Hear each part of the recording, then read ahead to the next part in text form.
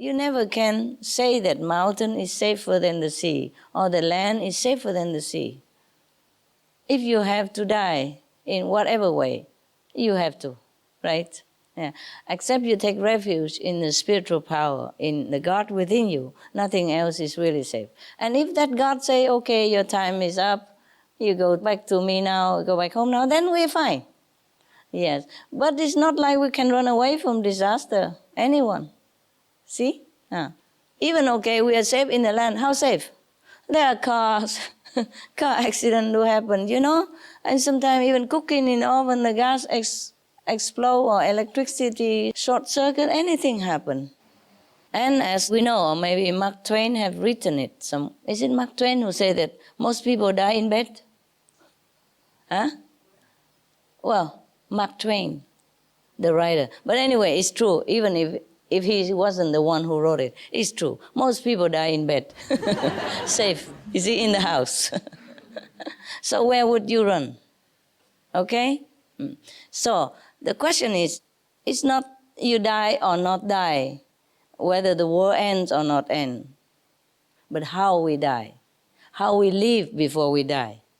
Like we die happily, contentedly, knowing that we have lived the very worthwhile and correct, noble lifestyle. You see? So whenever we die, we die. We don't want to live here forever also because, let's face it, our body has a limit. Now, with all the chemical things, the pesticide we took in from the food, our body will not withstand too long anyway.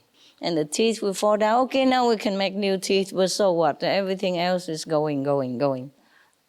So if it's a time come, we go. So also it's not like we try to save the physical bodies of the people, but just giving them more time to think about returning to God.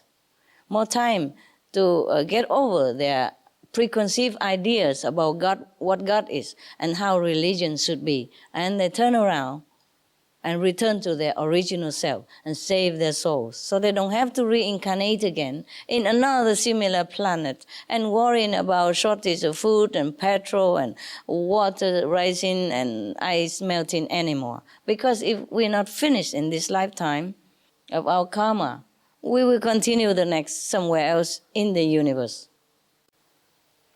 And the suffering will follow us like shadow. We can never run away from it.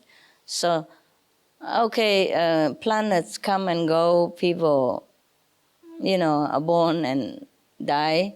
But since I am here, I do the best I can. Okay, if I'm not here, then I cannot do anything. But I'm here already. I help my neighbors, right? Yeah. The whole world is my neighbor. The whole humanity is my neighbors. And I, being a good neighbor, I'm trying to save whatever they can, knowing that they are in a desperate situation. I try my best to tell them what to do to save themselves, right? So that's all there is to it, all right? It's not just about physical body.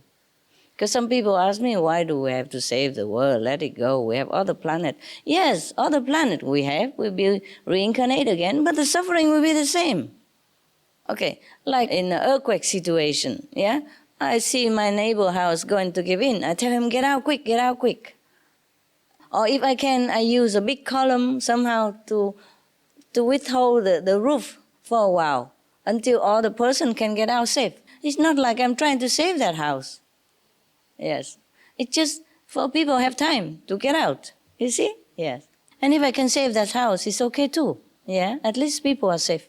But if in that situation you tell that person, okay, never mind that house, let it go. We have another house next door. Another house is the same. And people already die in that broken house. Then how can they go to the next house? Yeah, and if they go to the next house in the earthquake, they might break also. So the suffering of this world is just a premonition to the people who live here. They should know that, okay, if you don't change now, you will have the same next lifetime. So we trying to save the planet to give them the time and the chance. Okay? All right.